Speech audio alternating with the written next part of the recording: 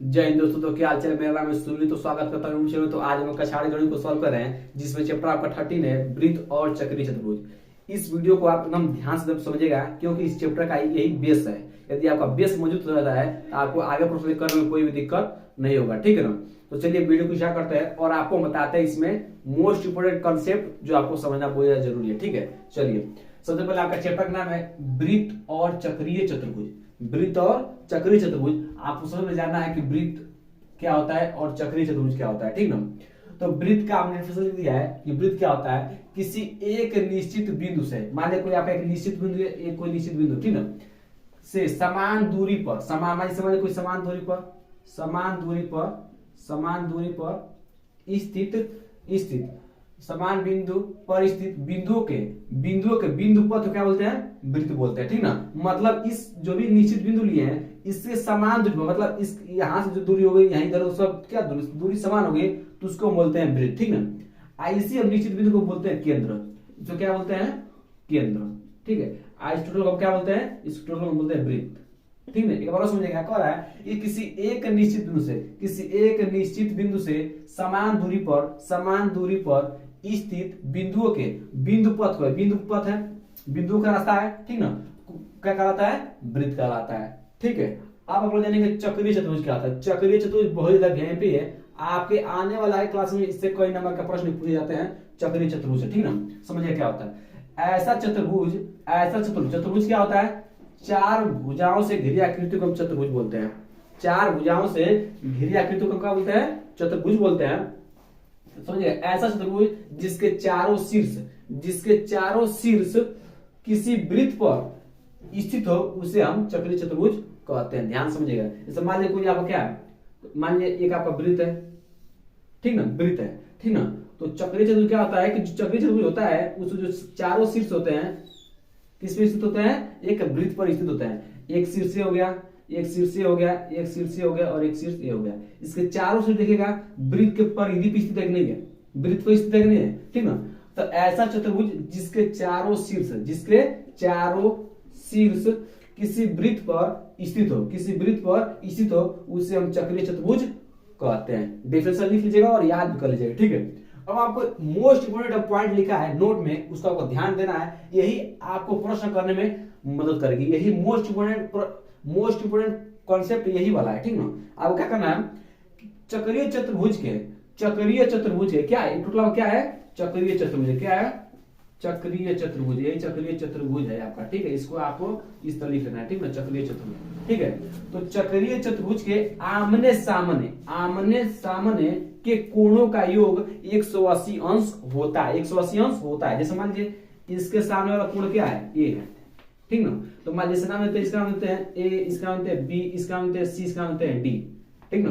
तो ए और सी देखिएगा, यहां समझिएगा, यहां पे लिख देते हैं कोण ए प्लस कोण सी, इनका योग कितना होगा, 180 अंश होगा। क्यों, क्योंकि आमने सामने कोणों का योग 180 अंश होता है। तो इसके सामने कौन, यही वाला कोण है, ठीक है। तो इसके सामने कौन कोण है, ये वाला कोण है। तो क्या होगा यहाँ कोण डी प्लस कोण बी कितना होगा, 180। यही आपका करना है, ये आपको कॉन्सेप्ट याद रखना है, ठीक ना। ये दोनों क्या है, कॉन्सेप्ट है जो आपको याद रखना है, बहुत वीआईपी, ठीक ना। एक बार समझिएगा कि चक्रीय चतुर्भुज में आमने सामने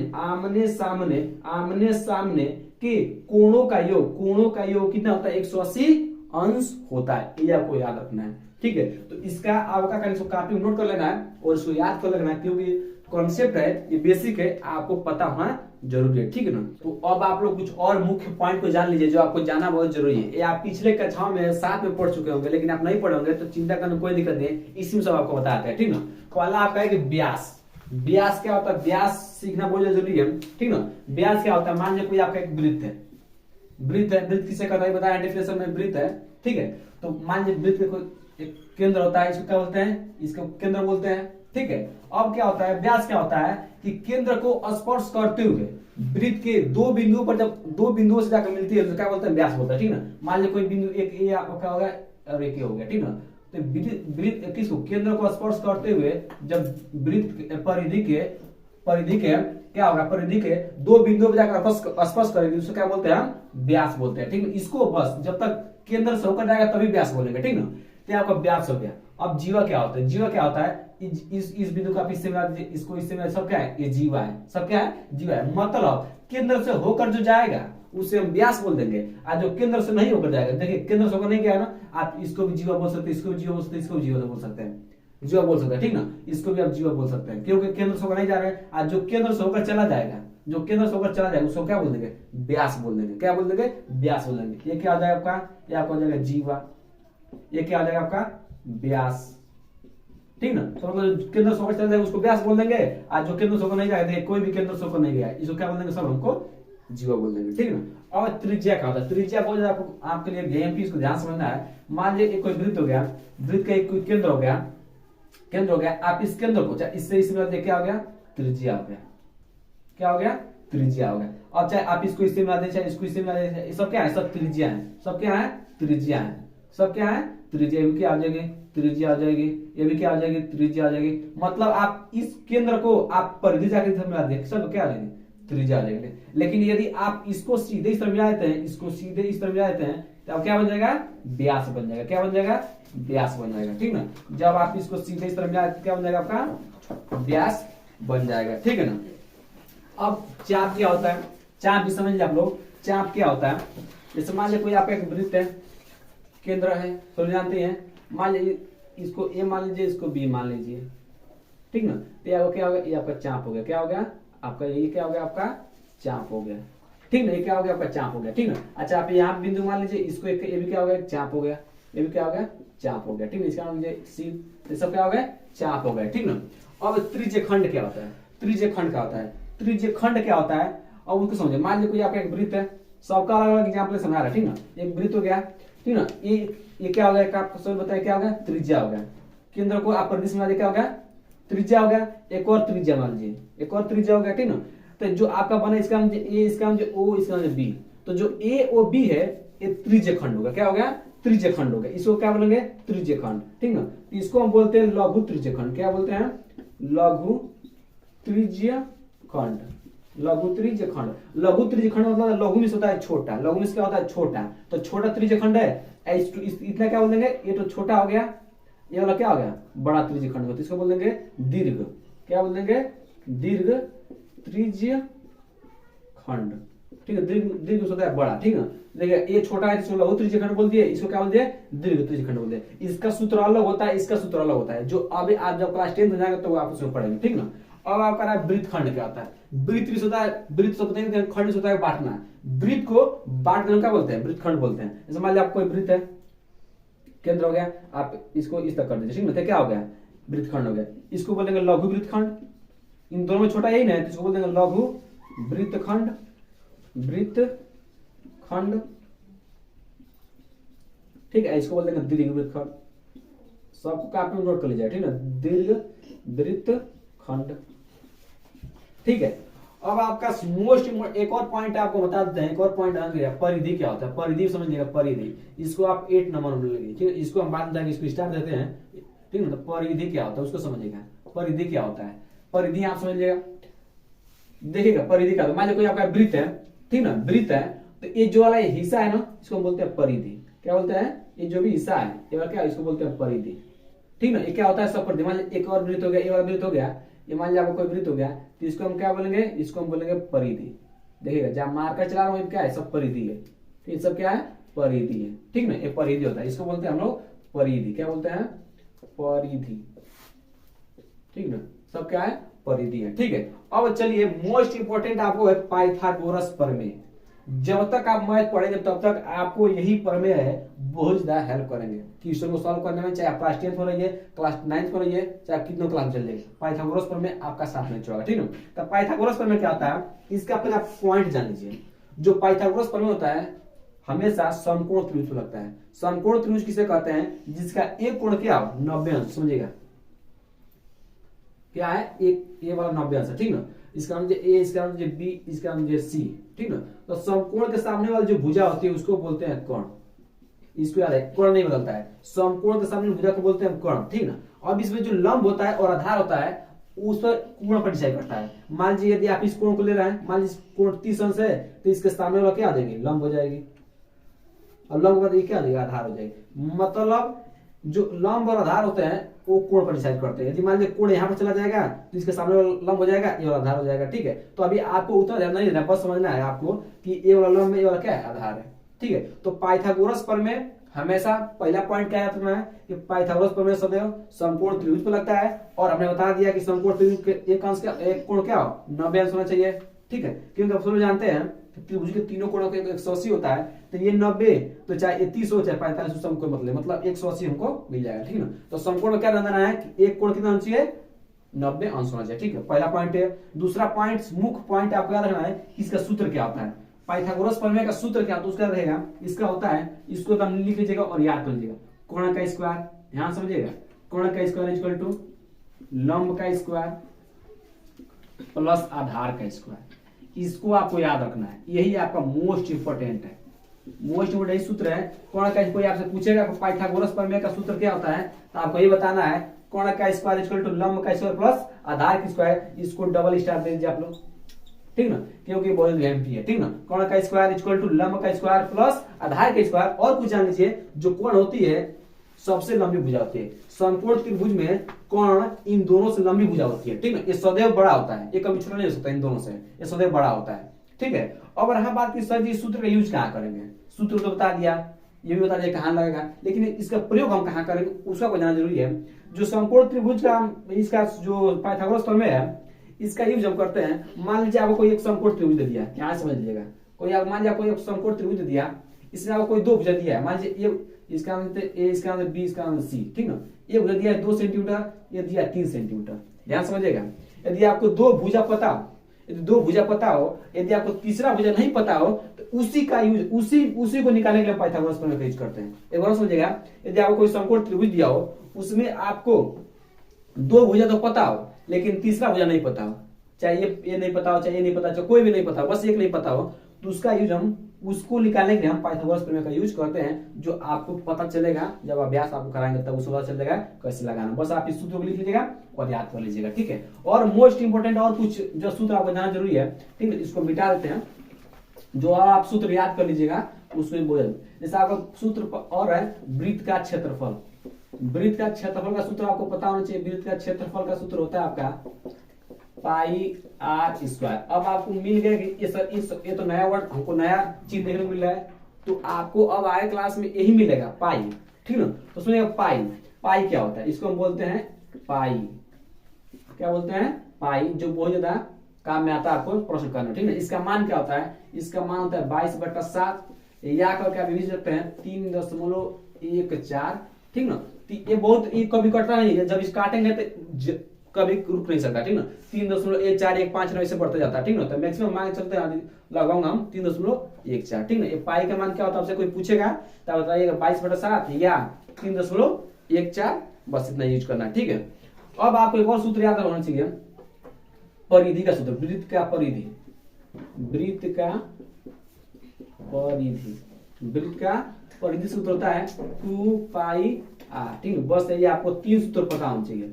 3 सूत्र पता होगा तो आप सभी प्रश्नों को आसानी से कर सकते हैं बिना किसी दिक्कत के। ठीक ना, पहला सूत्र ये वाला, ये तो मोस्ट इंपोर्टेंट है, पहला सूत्र है। दूसरा वृत्त का क्षेत्रफल, तीसरा वृत्त का परिधि का सूत्र। वृत्त की परिधि सूत्र होता है 2πr, जिसमें पाई बता देंगे, पाई इसको पढ़ते हैं, इसका मान 22/7 होता है या 3.14 होता है। ठीक ना, तो सब इसमें हो ही गया है। ठीक है, तो आपको सब बता दें, व्यास क्या होता है, जीवा क्या होता है, त्रिज्या क्या होती है, परिधि क्या होती है, त्रिज्यखंड क्या होती है और वृत्तखंड क्या होते हैं। यदि आप मैथ को चाहते हैं कि अच्छे से पढ़ें, डीपली पढ़ें, तो आपको इसको सूत्र को याद रखना है।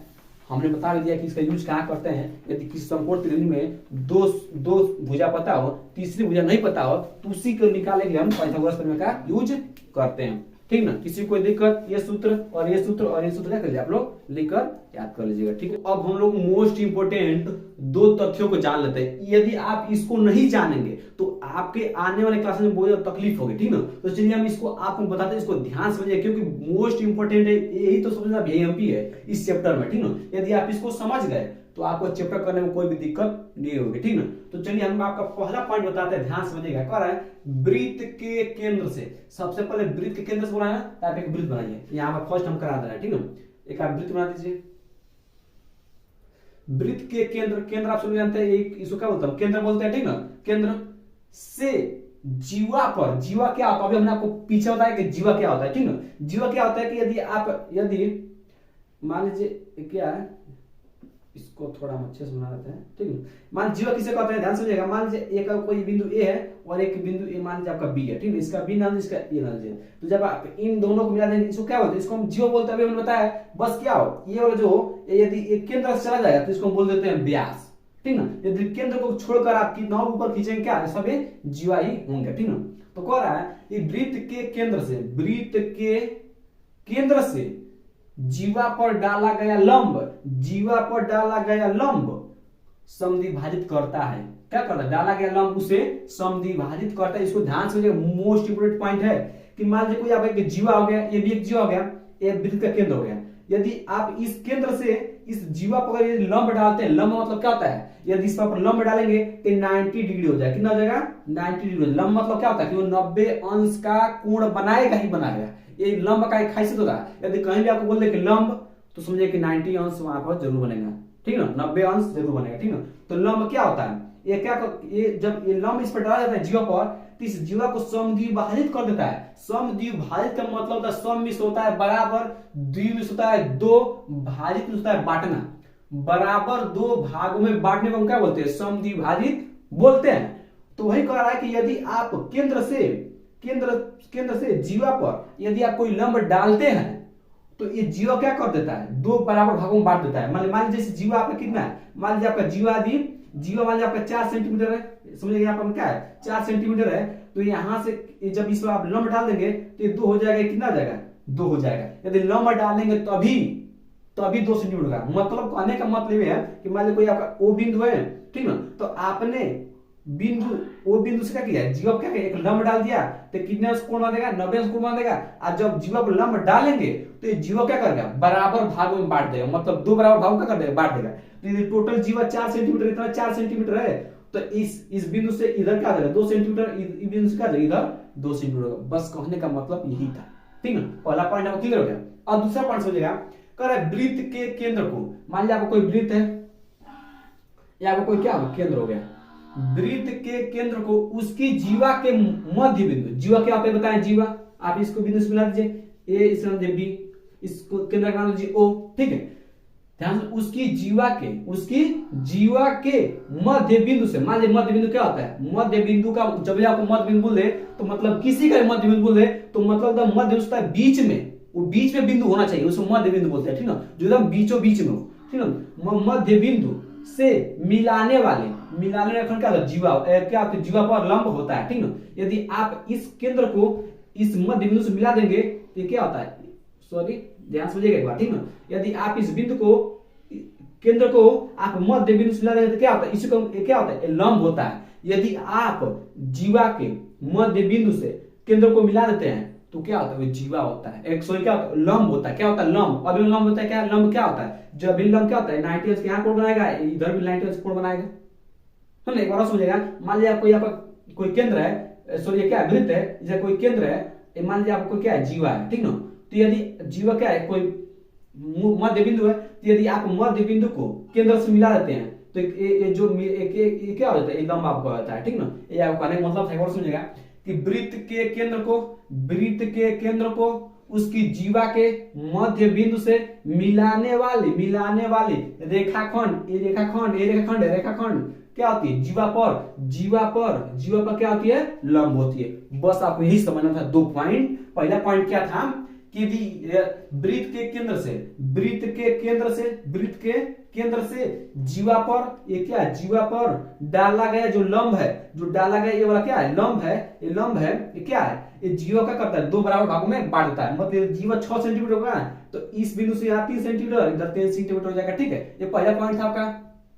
अब दूसरा पॉइंट था कि वृत्त के